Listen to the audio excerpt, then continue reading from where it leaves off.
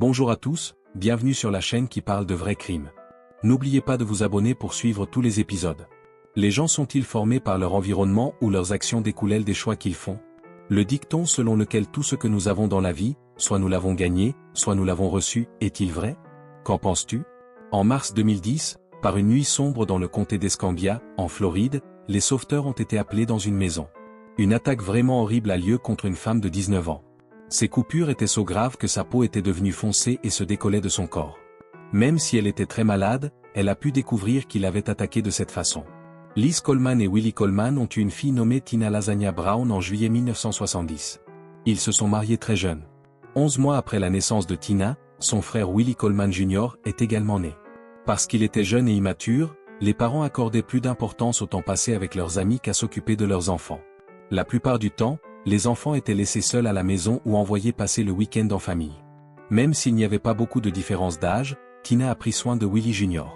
Elle s'est occupée de son frère ou de sa sœur, cuisinait à manger, l'aidait à faire ses devoirs, le conduisait à l'école et en revenait et le récupérait. Debout après les cours. Bientôt, Willie Sr. rejoignit un gang et commença à vendre de la drogue contre un travail. Au milieu de l'année 1982, il avait gravement maltraité sa femme Lily, qui ne voulait plus vivre avec lui. Après avoir rassemblé ses affaires, entamé la procédure de divorce et parti, elle a laissé ses deux enfants avec leur père contrôlant sans essayer de rester en contact. Pendant que Lily était absente, Willie Sr. a commencé à maltraiter physiquement sa fille et a continué à vendre de la poudre blanche directement depuis chez eux. Ne supportant pas d'être harcelée par un homme adulte pendant longtemps, Tina est allée vivre chez sa grand-mère paternelle. La jeune fille se sentait suffisamment en sécurité pour dénoncer les abus de Willie Sr. Mais au lieu d'obtenir de l'aide, la femme plus âgée l'a perdue et a jeté l'adolescente hors de la maison, lui disant que son fils ne ferait plus jamais quelque chose comme ça et en disant à Tina. Elle ne pouvait pas être avec elle. La fillette n'avait nulle part où aller, alors elle est retournée chez son père, où les coups ont repris. Après cela, Coleman Sr. épousait la femme qu'il aimait, Melinda, qui était impolie et coquette, même si toute sa famille ne le voulait pas. Même si son père a cessé de la maltraiter, Willie Sr. s'est mis en colère parce que sa nouvelle femme le trompait et l'a surprise plus d'une fois avec d'autres hommes. Il y avait beaucoup de chaos, de violence, d'alcool et de drogues illégales dans la maison. Leur père et leur belle-mère les ont laissés s'amuser et ont même fait essayer des médicaments psychoactifs à Tina. Ensuite, Melinda forçait sa sœur à coucher avec des hommes afin de pouvoir gagner de l'argent pour boire un verre et s'amuser en utilisant son jeune corps à des fins sexuelles. Quelques années plus tard, le FBI commence à enquêter sur les opérations des gangs de Willie Sr. Cela a conduit à son arrestation et à une peine d'1 an de prison. Tina a emménagé avec sa mère pendant une courte période, mais la maison de Lily a des règles strictes, alors la jeune fille s'est souvent battue avec sa mère et a été renvoyée dans la rue. Tina a emménagé chez sa tante. L'enfance de l'adolescente a été so instable et malsaine qu'elle a eu des difficultés à l'école et a dû déménager 4 fois en 4 ans. Tina a finalement obtenu son permis, mais cela n'a rien changé aux années d'abus et de négligence qu'elle a endurées. La jeune fille n'avait pas d'endroit stable où vivre et luttait contre la toxicomanie à cause de sa méchante belle-mère Melinda. Elle s'est retrouvée dans un endroit louche avec d'autres jeunes qui vivaient la même chose. Là, Tina a rencontré Greg Miller, qui était également aux prises avec une dépendance aux drogues manufacturées. Malgré l'instabilité de leur relation, ils sont restés longtemps ensemble. Le mode de vie de la mère a rendu ses deux enfants malades, même si elle avait donné naissance à des enfants en bonne santé. Au cours de sa 3e grossesse, Tina a rompu avec Greg et s'est rendue dans un centre de réadaptation, où elle a donné naissance à Brittany Miller, son 3e enfant. Tina a décidé d'obtenir de l'aide pour sa dépendance au lieu de placer ses enfants en famille d'accueil. Elle a donné à sa mère Lily ses 2 premiers bébés à adopter, mais elle a pu garder Bretagne après une cure de désintoxication. La femme a fait tout ce qu'elle pouvait pour être une bonne mère et n'a pas consommé de drogue pendant 4 ans. Tina a eu une enfance difficile parce que ses parents n'aimaient pas et ne prenaient pas soin d'elle. Ils ne lui ont pas non plus permis d'avoir une enfance heureuse, alors elle a juré de faire tout ce qu'elle pouvait pour protéger ses propres enfants. Tina a épousé le nouvel homme qu'elle a rencontré, mais après le mariage, elle a appris une terrible nouvelle.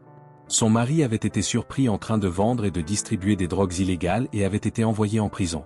Alors que Tina commençait à travailler comme barman, elle rencontra un jeune homme qui attira à nouveau son attention. Il semblait que la femme se sentait inconsciemment attirée par les hommes impliqués dans le style de vie qu'elle avait abandonné, comme si elle était tentée. Même si Tina faisait tout ce qu'elle pouvait pour rester avec cet homme, leur relation n'était pas bonne. Ils se sont beaucoup battus, et cela est parfois devenu viol. Il se moquait aussi constamment d'elle. La femme a pu échapper à ses abus lorsque son petit ami a également été incarcéré. Cependant, Tina avait du mal à gérer sa vie et n'avait personne pour l'aider.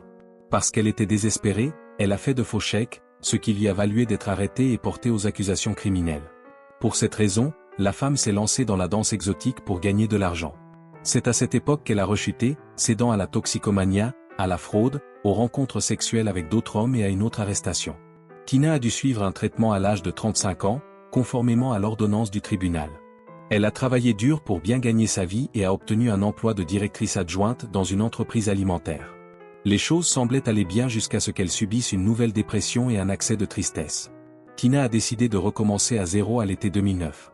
Elle a déménagé à Pensacola, en Floride, où elle a trouvé un emploi dans une boulangerie et s'est installée avec sa fille Brittany Miller dans un parc de maisons mobiles. Cependant, l'argent qu'ils gagnaient n'était pas suffisant pour couvrir leurs coûts, alors Tina a commencé lentement à facturer de l'argent pour les services sexuels. L'un de ses clients habituels était le mari de sa meilleure amie, Heather. Au début, Tina Brown et Brittany Miller étaient proches de leurs voisins.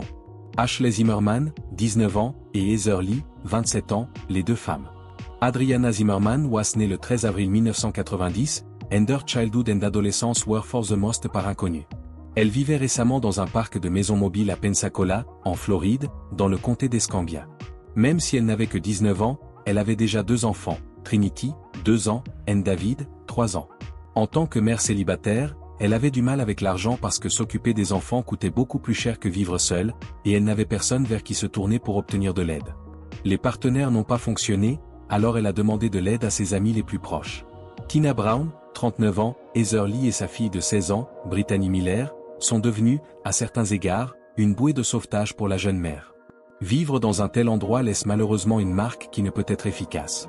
Les choses qui poussent les gens à vivre dans des caravanes sont généralement mauvaises choses qui leur sont arrivées dans le passé.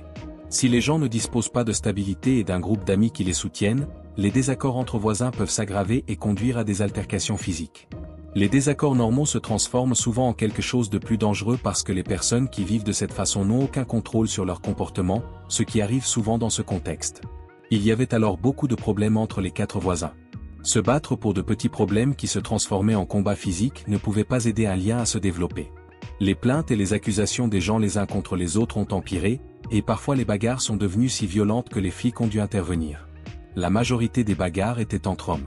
Tina a déclaré au département de l'enfance et de la famille de Floride qu'Adriana ne prenait pas bien soin de ses enfants après une dispute entre voisins, ce qui a mis Adriana très en colère.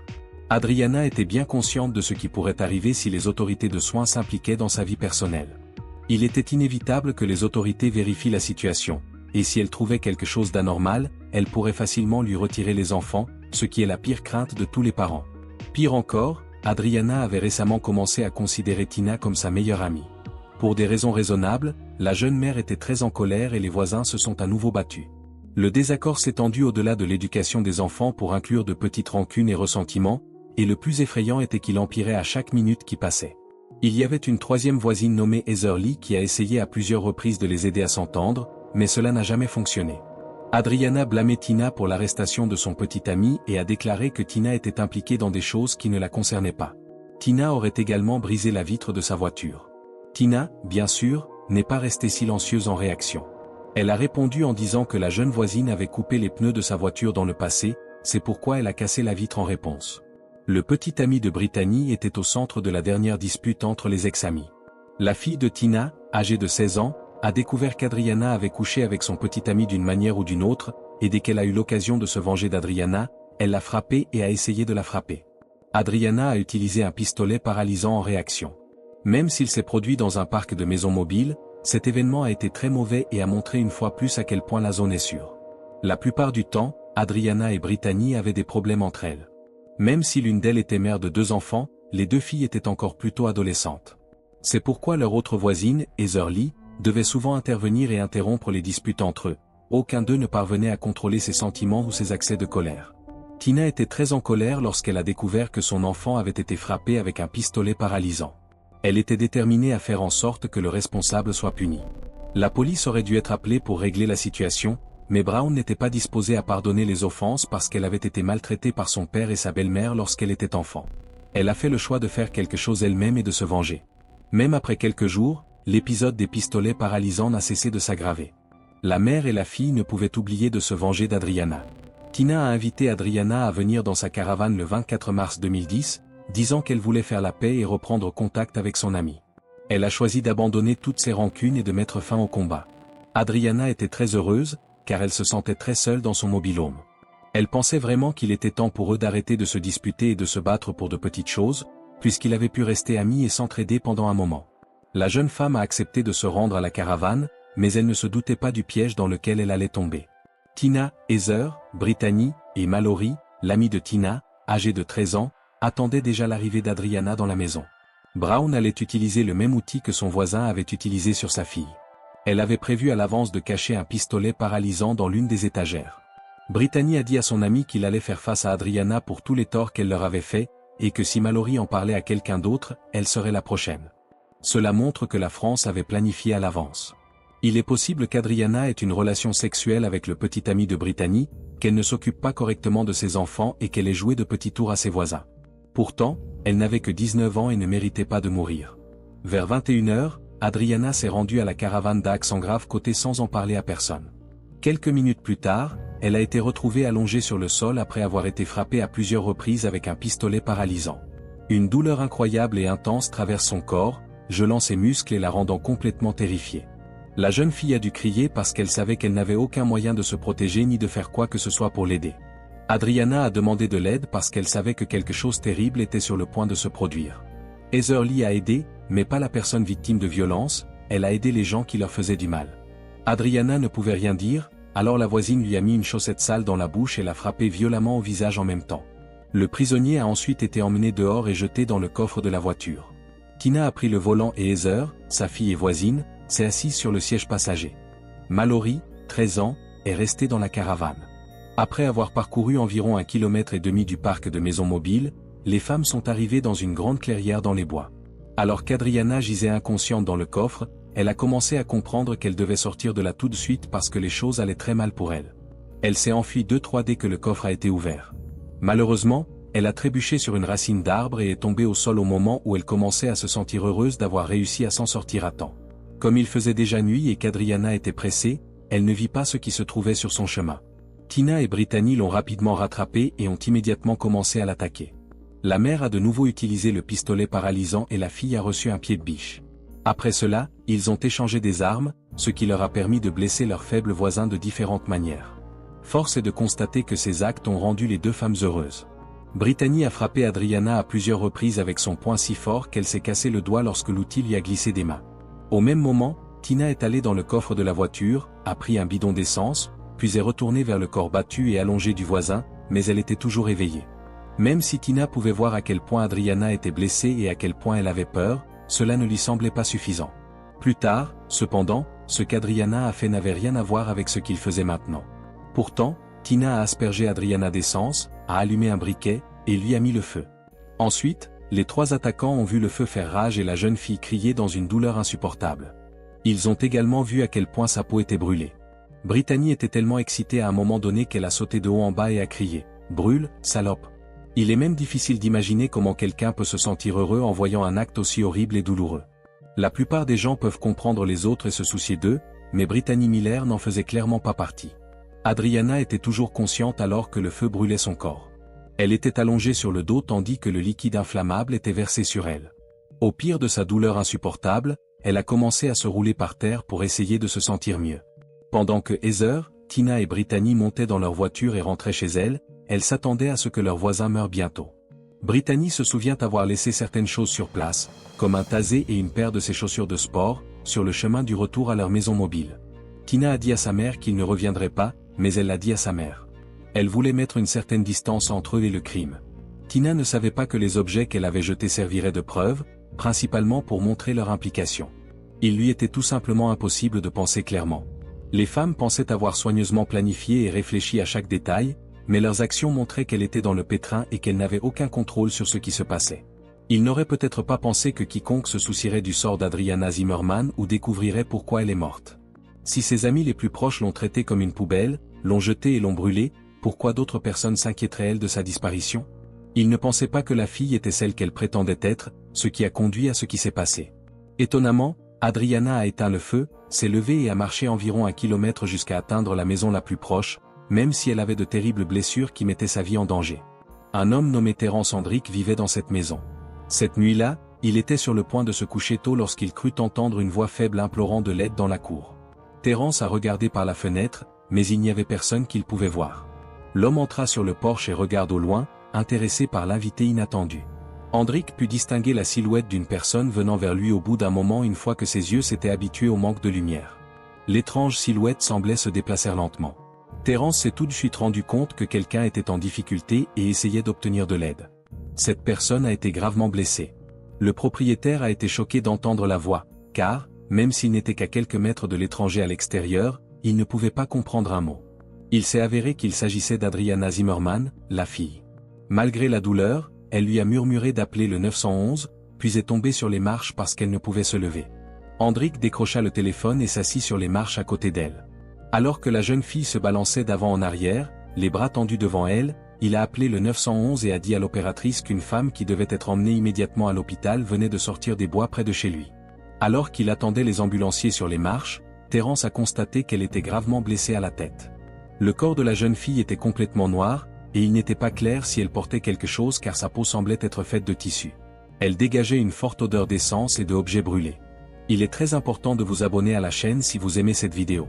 Lorsque les secouristes sont arrivés peu après, ils ont été choqués de constater des brûlures aussi terribles. Et à leur grande déception, ils comprirent qu'ils ne pouvaient rien faire pour soulager la douleur d'Adriana. Environ 90% de son corps était gravement brûlé, selon des chiffres approximatifs. It was as if a piece of burned paper had detached from ETSK. Elle avait une grave blessure à la tête et sa mâchoire était soit cassée, soit déplacée. Les médecins ont essayé de traiter les brûlures avec de l'oxygène et un pansement propre, mais ils n'avaient pas suffisamment de matériel pour couvrir tout le corps, car les brûlures étaient trop graves.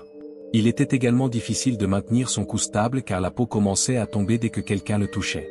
Avec des brûlures aussi graves, il est impossible d'imaginer comment Adriana a réussi à parcourir un si long voyage. Il est difficile d'imaginer la douleur insupportable qu'elle ressentait. Adriana était consciente et capable de parler dans une certaine mesure, même si elle souffrait de nombreuses blessures. Elle avait prévu d'en parler aux personnes qui lui avaient fait du mal. La jeune fille avait l'impression qu'elle allait perdre la tête à tout moment, mais elle a réussi à tout dire au médecin dans l'ambulance parce qu'elle savait que son temps était compté et qu'elle avait besoin de temps pour s'occuper de ses enfants et attraper les criminels. La jeune fille a déclaré qu'elle avait été frappée avec un pistolet paralysant, emmenée hors de la maison et frappée à la tête avec un pied de biche. Elle a ensuite été aspergée d'essence et incendiée. En plus de cela, elle a nommé et donné des adresses à tous ceux qui l'avaient torturée et a demandé la sécurité de ses enfants. Adriana pensait à ses enfants même si elle allait mal. Cela montrait définitivement qu'elle était une maman aimante. Et même si elle a fait beaucoup de mauvaises choses, elle a toujours aimé Trinity and David. La jeune fille n'arrêtait pas de demander aux médecins s'ils pouvaient la sauver pendant qu'elle était transportée à l'hôpital. Elle leur a également répété qu'elle s'était rendue à la caravane, où l'attendait le piège uniquement pour faire la paix avec ses voisins. Les médecins étaient désolés de ne pas pouvoir faire à Adriana une promesse qu'ils ne pourraient pas tenir, mais ils lui ont dit qu'ils feraient tout ce qu'ils pouvaient. La situation d'Adriana est améliorée à l'hôpital voisin. La personne a été endormie par des médecins, puis transportée par avion au Burn Center de l'université de South Alabama à Mobile. Les détectives sont arrivés sur place assez rapidement. Dès leur arrivée, ils savaient où, dans les bois, l'attaque contre Adriana avait eu lieu. La jeune fille était allée chez Terence pour obtenir de l'aide. Les policiers ont suivi un chemin de terre et ont trouvé les restes d'un incendie. It had many indices. Une mèche de cheveux, des chaussures blanches, un pied de biche et un pistolet paralysant. Il y avait une mare de sang, un morceau de papier avec des taches rouges dessus et des morceaux de vêtements brûlés. Les médecins essayaient de sauver la vie d'Adriana et les flics cherchaient des indices sur ce qui s'était passé. Tina, Brittany et Heather sont retournés chez Tina, où les attendait Mallory, 13 ans. Ils ont enlevé leurs chaussures et leurs vêtements ensanglantés et les ont mis dans un sac poubelle. Brittany a dit à son amie qu'elle s'était cassé le bras en frappant Adriana. Ils ont ensuite emprunté la voiture de sa mère et se sont rendus à l'hôpital. Au même moment, Tina jetait le sac contenant les vêtements ensanglantés dans une poubelle pour s'en débarrasser. Lorsque la police est arrivée au parc à roulotte, elle a trouvé 2 femmes dans la maison de Heather Lee. Ils ont emmené les femmes au bureau du shérif pour les interroger, et Brittany a été arrêtée à son retour de l'hôpital peu de temps après. Tina a dit qu'elle avait passé la nuit chez son amie Heather à regarder des films et qu'elle et Adriana s'étaient réconciliées la veille parce qu'elle avait des idées différentes sur quelque chose. Mais tout cela était typique d'un parc à roulotte, où les gens se disputent parfois et même se battent. Lorsque Tina a senti que quelque chose n'allait pas, elle a commencé à suggérer que Heather Lee injuriait souvent Adriana, ce qu'elle avait vu se produire. Lorsqu'on lui a demandé de décrire ce qui s'était passé cette nuit-là, Tina a insisté sur le fait qu'elle regardait des films jusqu'à ce que la police arrive le matin et lui demande de les accompagner au commissariat. 2 personnes différentes ont interrogé Heather et Tina. La femme a déclaré qu'elle n'avait rien à voir avec l'agression d'Adriana et qu'elle cuisinait du poisson à la maison ce soir-là. Tina lui aurait rendu visite, mais elle serait ensuite retournée chez elle. À son retour, elle se comportait bizarrement et montrait la fenêtre en disant que la police était arrivée dans le parc. La police a tenté de faire mentionner les 2 voisins, mais ils n'ont jamais rien avoué. Ils ont tous 2 été relâchés après avoir été photographiés et avoir donné un échantillon d'ADN à des fins de test. Le 26 mars, les flics ont pris la voiture de Tina Brown pour l'examiner la recherche de preuves. À l'intérieur, ils ont trouvé quelques gouttes de ce qui s'est avéré être le sang d'Adriana. Son ADN a été retrouvé sur le pied de biche, la poignée du pistolet paralysant et les chaussures de Brittany Miller qui ont été laissées sur les lieux du crime. Une mèche de cheveux de Tina s'était détachée de sa coiffure. À ce stade, Tina a appelé son amie Paloma Velli et lui a raconté ce qu'il avait fait à Adriana. Tina savait qu'Adriana était toujours en vie et à l'hôpital, alors elle a demandé à Pamela si elle pouvait terminer ce qu'il avait commencé et envoyer Adriana dans l'autre monde. Pamela a dit non, puis elle a appelé la police et leur a parlé de la conversation. Il était désormais temps pour les polices de porter plainte. Tina, Brittany, et ont été arrêtés le 9 avril 2010. Cela s'est produit le jour même où Adriana Zimmerman est malheureusement décédée des suites de ses blessures. Après avoir été violemment agressée, la jeune femme s'est battue pour sa vie pendant 16 jours. Le pathologiste procédait à une autopsie pour découvrir ce qui avait tué la personne et a constaté qu'elle présentait diverses blessures thermiques. La cheville et la jambe droite étaient les seules parties du corps à ne pas être brûlées. Le coroner a également trouvé plusieurs blessures contondantes et une coupure sur le côté droit de la tête qui a provoqué un saignement à l'intérieur. Heather Lee a en fait plaidé coupable à un crime au 2e degré en 2011 et a conclu un accord avec les flics. Elle a menti à propos de Tina et Brittany pour ne pas subir une punition plus lourde. La femme sanglotait en racontant à quel point elle prenait bien soin d'Adriana et à quel point elle s'inquiétait pour sa santé. Heather a déclaré au juge du tribunal que leur seul objectif était de punir physiquement Adriana pour ce qu'elle avait fait, mais les choses sont rapidement devenues incontrôlables. Heather n'a rien done to help with the attack. C'était un témoin mécontent qui a tenté de s'impliquer. Tout a commencé par une bagarre entre Tina et Adriana et s'est terminé par des incendies dans la forêt. Heather Lee a été condamnée à 25 ans de prison en échange de ses aveux. D'un autre côté, Tina est restée fidèle à son histoire selon laquelle elle avait regardé des films toute la nuit, ce qui signifiait qu'elle devait passer par une audience avec un jury. Le procès de Tina Brown débutait en juin 2012. En tant que témoin, plusieurs personnes se sont exprimées, notamment la compagne de cellule de Tina, avec qui elle a raconté comment elle avait tué Adriana. Mallory a également été appelée parce qu'elle était l'amie de Brittany et qu'elle se trouvait dans la caravane lors de l'attaque. La jeune fille a raconté ce qu'elle avait peur de dire à quiconque, même à sa famille et à ses amis, parce qu'elle avait peur de ce qui pourrait arriver. Mallory a déclaré que Tina était la plus violente et la plus agressive des 3 attaques. C'est cette femme qui lui faisait le plus peur. Elle avait vraiment peur pour sa vie après avoir vu le crime se produire devant elle. Comme circonstance atténuante, les avocats de Tina ont tenté de souligner à quel point la vie de Tina était dure et pauvre. Ils ont clairement indiqué que les mauvaises choses qui lui sont arrivées lorsqu'elle était enfant avaient affecté toute sa vie. La défense a réussi à faire témoigner les enfants de l'accusé, son frère et d'autres membres de sa famille. Mais un examen médical a montré que Tina agissait délibérément et avait du sens au moment du crime. Elle ne souffrait d'aucune maladie mentale susceptible de troubler son esprit et de l'empêcher de réfléchir. Il n'y avait pas de troubles mentaux en même temps, et la femme savait exactement ce qu'elle faisait. Tina Brown a été reconnue coupable d'un crime au 1er degré par les juges, qui ont également suggéré qu'elle soit mise à mort. Ils étaient tous d'accord sur ce qu'ils pensaient, d'autant plus que le crime était si dégoûtant, viol et cruel. Les facteurs aggravants seraient plus importants que les facteurs atténuants. Tina Brown a dit à la famille d'Adriana qu'elle était désolée et a accepté d'avoir aidé à mettre fin à la vie d'Adriana, ce qu'elle ne méritait pas. Même si 3 personnes ont été impliquées dans le meurtre d'Adriana, elles se trouvaient toutes dans des scénarios différents. Brittany Miller n'était pas assez âgée pour commettre cet acte lorsque cela s'est produit. En raison de la loi, elle ne pouvait être mise à mort, elle a donc été condamnée à perpétuité. Après 15 ans de prison, la peine peut être réexaminée. Elle ne sera peut-être pas libérée de sitôt, mais elle a au moins une chance de réfléchir à sa vie et de recommencer, contrairement à sa mère Tina Brown, qui a élevé sa fille pour qu'elle soit comme elle.